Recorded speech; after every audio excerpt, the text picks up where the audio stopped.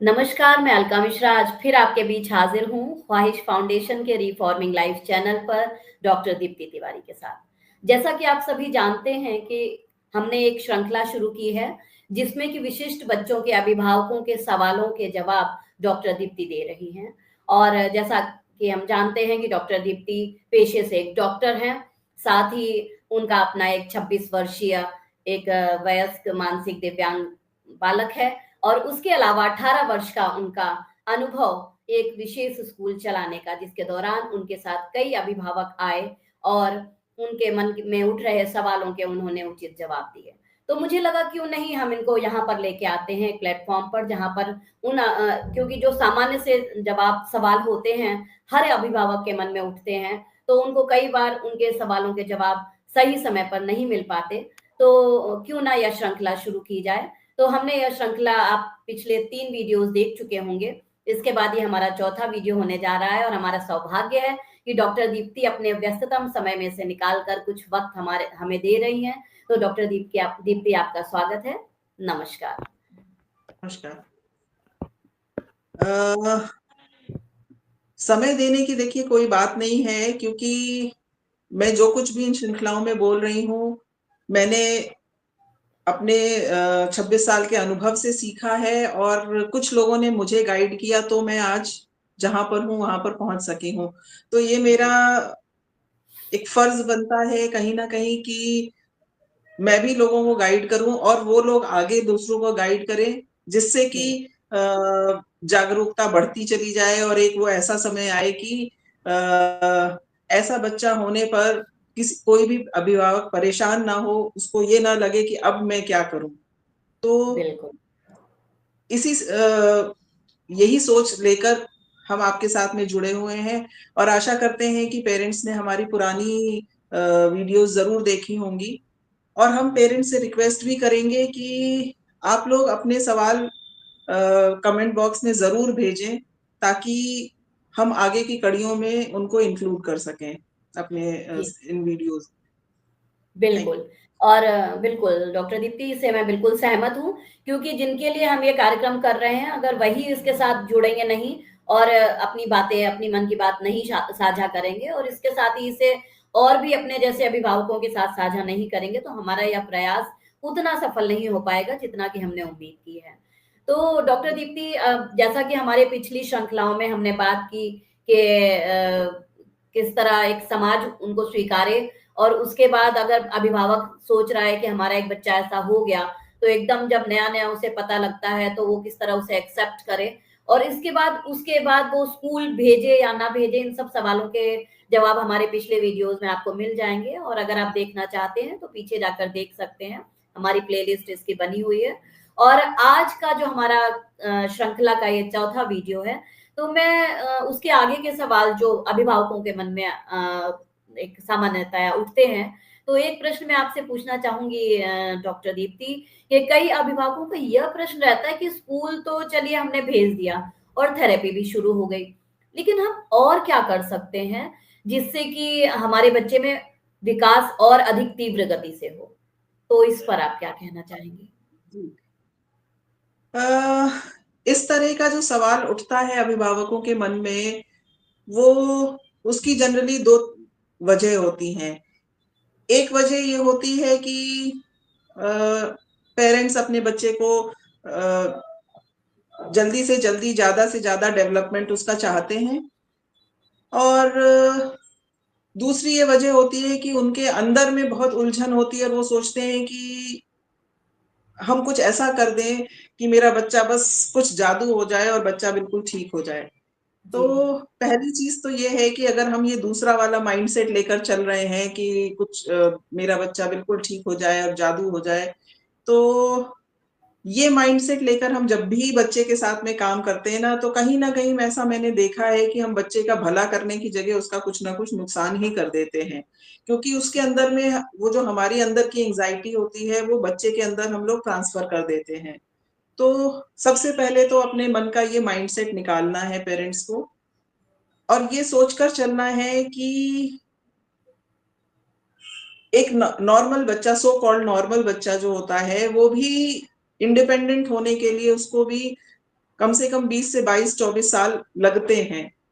जी। तो हम ये क्यों चाहते हैं कि हमारा ये वाला बच्चा जो है बिल्कुल जल्दी से जल्दी इंडिपेंडेंट हो जाए, ये भी करना सीख जाए, वो भी करना सीख जाए।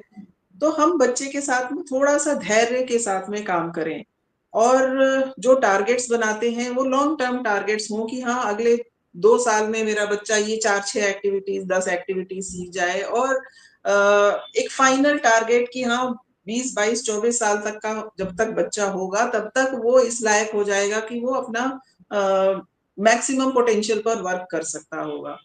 तो सबसे जी। पहली तो ये चीज़ है। अब दूसरी ये चीज़ है कि अ, हम अपने अंदर में स्थिर हैं, लेकिन फिर भी हम बच्चे का डेवलपमेंट तो चाहते ही हैं। तो इसके लिए मेरा ये कहना है कि बच्चा इंडिपेंडेंट हो उसके लिए उसको 4 चीज़ें होती हैं। सबसे पहली जानना, फिर समझना, सोचना और फिर काम करना। तो हमको यही 4 चीज़ें बच्चे के अंदर प्रमोट करनी है। फर्स्ट स्टेप है जानना। जानना अर्थात कि हम अपने चारों तरफ एनवायरनमेंट में जो कुछ भी हो रहा है, घर से लेकर के ग्रेजुअली जैसे-जैसे बच्चे की जितनी समझ है उसके हिसाब से उसकी नॉलेज को एनहांस करें, उसके अपने बारे में कॉन्सेप्ट को एनहांस करें, दुनिया के बारे में कॉन्सेप्ट को एनहांस करें और जो भी चीज़ हमें समझ में आती है कि बच्चे को जाननी चाहिए, वो सारी बातें उसको बताएँ, ज़्यादा से ज़्यादा बातें उसको बताएँ और बहुत छोटी-छोटी चीज़ मान लीजिए बच्चा बहुत छोटा-सा है 3 साल, 4 साल का बच्चा है। बिल्कुल बेसिक से हम स्टार्ट कर सकते हैं, बच्चे को नहला रही है माँ, तो जब पानी डाल रही है, सर के ऊपर पानी डाला, अब तुम्हारा फेस हम साफ कर रहे हैं, तुम्हारे हाथ पे साबुन लगा रहे हैं, तुम्हारे पैरों पे साबुन लगा रहे हैं, ऐसे करके उसको बॉडी पार्ट्स के बारे में बच्चा समझेगा। उसको खाना खिला रहे हैं, तो आज बेटा कौन-सी सब्ज़ी खा रहा है, किस चीज़ का जूस पी रहा है, क्या चीज़ जो भी चीज़ खा रहा है, उसके बारे में उसको बताएँ। कहीं घुमाने के लिए ले गए, तो ऐसा नहीं कि बहुत सारे पेरेंट्स आजकल ऐसे होते हैं कि बच्चे को घुमाने ले जाते हैं, उसको कुछ चीज़ चाहिए, हम उसको कुछ दिलवा के ले आते हैं, टॉफ़ी, चॉकलेट या चिप्स या व्हाटएवर तो गोल ये नहीं होना चाहिए कि हम गए और बच्चे को कुछ दिला के ले आए। हम वो प्रोसेस में रास्ते में क्या-क्या दिख रहा है, वो सारी चीज़ें भी बच्चे को बता सकते हैं।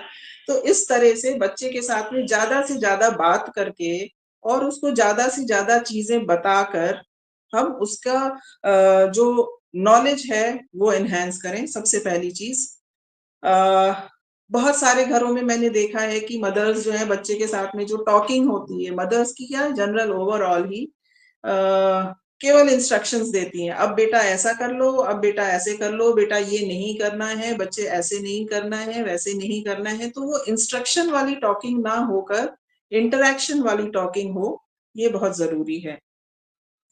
फिर दूसरी चीज़ डॉक्टर दीप्ति, आती है एक चीज़ मैं यहाँ पर कहना चाहूँगी, जैसे मुझे लगता है जहाँ तक जो पेरेंट्स जैसे एक सामान्य जो बच्चा होता है, तो वो शायद उस अपनी तरफ से भी जिज्ञासाएँ ज़ाहिर करता है और ये बच्चे शायद नहीं कर पाते हैं, तो मुझे लगता है पेरेंट्स इसीलिए वो फिर अपनी तरफ से बहुत ज़्यादा एफर्ट नहीं डालते हैं कि वो उनको उनके साथ बातचीत करें, वो फिर इंस्ट्रक्शनल उसमें आ जाते हैं। मुझे लगता है कि जी। शायद यही कारण होता है। हाँ, ऐसा होता है, मैं नहीं बिल्कुल ये नहीं कह रही हूँ कि कोई पेरेंट गलत करता है या जानबूझकर इग्नोर करता है ये सब चीज़ें, मगर जानबूझकर ऐड करनी है। किसी ने मुझे बताया तो मैं आज बता रही हूँ कि बच्चे के साथ में जी। अगर वर्क करना है तो कोई फैंसी वर्क करने की ज़रूरत इतनी नहीं होती है। बहुत सिंपल जी, सी जी। चीज़ आप केवल बात करना शुरू करिए, बच्चे के अंदर नॉलेज इनपुट करना शुरू करिए, उसके फीड कहीं न कहीं कंप्यूटर में फीड होता रहता है और वो नॉलेज जब ज़रूरत होती है कभी बाहर भी निकलती है। वही, तो तो ये मतलब तो वो ये ना इंतज़ार करें कि जब ये बोलेगा तभी मैं इसके साथ बात करना शुरू करूँगी। हाँ, बिल्कुल, बिल्कुल। फिर सेकंड स्टेप है समझना कि हम जो कुछ भी बच्चे को बता रहे हैं, हम बीच-बीच में उससे पूछें, "तुमने क्या समझा? अच्छा तुम बताओ मैं 2 दिन अगर हमने ये सर में पानी डालते समय बोला कि बच्चे के सर में पानी डाल रहे हैं, तो तीसरे दिन उससे पूछें, अब हम तुम्हारे सर में क्या डाल रहे हैं? पानी डाल रहे हैं, अगर उसने बोला पानी डाल रहे हैं मतलब ये बात उसके समझ में आ गई। तो ऐसे जो फर्स्ट फर्स्ट चीज़ बोली, फर्स्ट स्टेप बोला था मैंने, वो हम नॉलेज दे रहे हैं। और जो सेकंड चीज़ ये समझना है, हम बच्चे को बोलने का मौका या खुद को एक्सप्रेस करने का मौका या उसके दिमाग में जो कुछ भी है, वो बाहर निकालने का मौका दे रहे हैं। ठीक है? वो मौका भी बहुत ज़रूरी है। और इस स्टेप पर भी बहुत ज़्यादा गलतियाँ होती हैं। कहीं न कहीं पेरेंट्स ओवरवेल्म्ड होते हैं, बहुत सारे काम होते हैं, हर किसी को अपनी बहुत सारी चीज़ें दिनचर्या में रहती हैं, तो उतना पेशेंस या उतना समय कई बार नहीं दे पाते हैं। मगर हाँ, ज़रूरी नहीं है कि आप 1 घंटा करें, आप दिन में 4 बार भी 5 मिनट के लिए भी अगर बच्चे के साथ में वो इंटरैक्शन करेंगे, तो नतीजा निकलेगा। ये ज़रूरी नहीं होता कि हम बिल्कुल सब कुछ दुनिया छोड़कर उस बच्चे के पीछे लग जाएँ। मगर एक दिमाग में बैकग्राउंड में होना चाहिए कि हाँ, हमको बच्चे को चीज़ें बतानी भी हैं और उससे उसको कहने का, एक्सप्रेस करने का मौका भी देना है। और इसी बिल्कुल। एक्सप्रेस करने के मौके में एक थर्ड स्टेप यहीं से आता है सोचना। कि जब हम बच्चे को एक्सप्रेस करने का मौका देते हैं, फिर हम थोड़ा-सा और आगे जाएँ, उसको चॉइस करने का मौका दें। सोचने का मौका दें कि ये चीज़ अच्छी है या ये चीज़ अच्छी है। क्योंकि फ्यूचर में चल के लाइफ में हमको अपने दैनिक जीवन में बहुत सारे डिसीजंस लेने होते हैं और जो जितना अच्छा डिसीजन ले पाता है, उसका जीवन उतना ही अच्छा चलता है। तो अगर हम अ, बच्चे को डिसीजन मेकिंग चाहे बहुत छोटे स्तर पे ही सिखा सकते हैं, मगर अगर वो हमने सिखा दिया, तो निश्चित तौर पे बच्चे का जीवन बेहतर होने जा रहा है। और ये चीज़ सिर्फ़ हमारे स्पेशल नीड्स बच्चों के साथ नहीं है, हर बच्चे के साथ या अ, हर पेरेंट को ये अपने हर बच्चे के साथ में यूज़ करना चाहिए कि उनको डिसीज़न मेकिंग, उनको चॉइस मेकिंग की अपॉर्च्युनिटीज़ देनी है, ताकि वो सही-गलत, अच्छा-बुरा समझने की और उसको आदत पड़े, ना कि सिर्फ़ इंस्ट्रक्शन फ़ॉलो करने की। ठीक जी। है? और फिर जो चौथा स्टेप है कि हम बच्चे को कुछ चीज़ें करने दें। जब वो उसने सोच लिया, उसने एक चॉइस बना लिया, उसको ये समझ उसके मन में कुछ एक कॉन्सेप्ट डेवलप हो गया कि हाँ, ये काम ऐसे होता है, तो फिर हम उसको उसके हिसाब से करने का मौका दें। कहीं पर अगर गलती हो रही है तो स्ट्रांगली रिएक्ट ना करें, उसको कामली एक्सेप्ट करें और ग्रेजुअली उसको मोल्ड करें ताकि वो धीमे-धीमे, धीमे करके अपना जो भी काम जो भी हमारे टारगेट पर है, वो काम सही से कर पाए। तो मेरे हिसाब से अगर इतना पेरेंट्स कर लेंगे, तो एक-एक स्किल करके बच्चा सीखेगा और बाय दैट होगा वो अपने जीवन को जीने योग्य बन जाएगा, ऐसा मेरा समझना है। जी, मुझे भी लगता है कि आपने बिल्कुल मैं सहमत हूँ आपसे डॉक्टर दीप्ति क्योंकि बहुत ज़्यादा ये परेशान होने से कुछ समस्या हल नहीं होने वाली। तो अगर हम सबसे बात जो मोटी-मोटी मुझे समझ आई कि आप धैर्य का साथ दामन ना छोड़ें और उसके साथ में अपने बच्चे के साथ धीरे-धीरे गति से जैसे हमने बचपन में खरगोश और कछुए की कहानी सुनी है, तो अगर आप धीरे-धीरे चलते रहेंगे अपने रास्ते पे तो मंज़िल ऐसा नहीं है कि ना मिले, आपके चाहे हुए हो सकता है हर बात आपकी मन की चाही हुई ना हो सके, लेकिन काफ़ी कुछ संभव हो सकता है इन बच्चों के साथ भी उन्हें सिखाने के लिए अगर हम लगातार प्रयास करते रहें। यही कहना चाहती हैं आप ना शायद दीप्ति जी? तो जी, मैं आपसे यही कह रही थी कि धैर्य के साथ अगर वो लगे रहेंगे तो रिज़ल्ट ज़रूर उन्हें देखने को मिलेगा। बिल्कुल।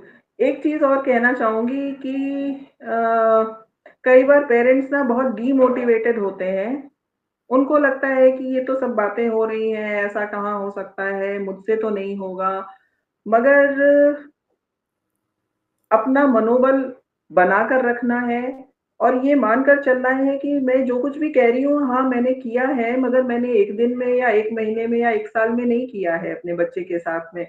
ओवर द ईयर्स किया है, सालों-साल थोड़ा-थोड़ा, थोड़ा-थोड़ा करके किया है और मैं आप लोग से कोई अलग नहीं हूँ। जैसे आप हैं, वैसे ही मैं हूँ। अगर मैं कर सकती हूँ, तो आप भी कर सकते हैं। तो बिल्कुल। ये भी बहुत ज़रूरी है कि अपना मनोबल हमेशा बनाकर रखें और चीज़ें निश्चित ही बेहतर होती हैं।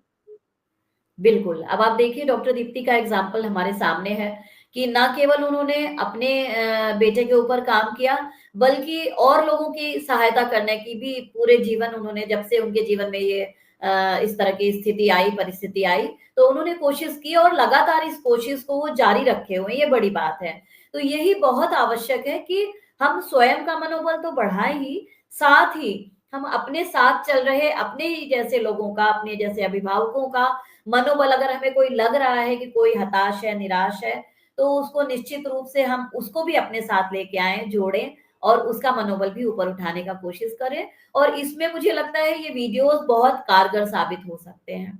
क्योंकि जब एक 26 वर्षीय बेटे की माँ के रूप में अगर हम देखें डॉक्टर दीप्ति को, चलिए हम डॉक्टर होना उनका किनारे कर दें या वो स्कूल होना भी किनारे कर दें, तो कहीं न कहीं वो हम सबके साथ आप सबके साथ खड़ी हुई नज़र आती हैं। तो अगर उनके अंदर इतनी हिम्मत, इतनी करेज, इतना साहस सब हो सकता है, तो क्यों नहीं हमारे अंदर हो सकता है? तो एक बहुत बड़ा मोटिवेटिंग फैक्टर हो जाता है।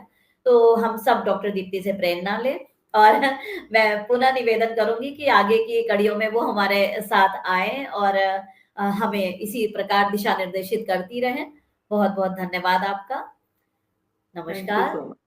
और आप लोगों से निवेदन है कि आप लोग इस चैनल को सब्सक्राइब करें और दूर तक इन वीडियोस को लेके जाएँ, अपने जैसे अभिभावकों के साथ साझा करें, ताकि हम आने वाले वक़्त में हमारा भी हौसला बढ़े और हम और नए-नए विषय लेकर इस पर काम कर सकें और आपके लिए सहयोगी बन सकें। बहुत-बहुत धन्यवाद। नमस्कार।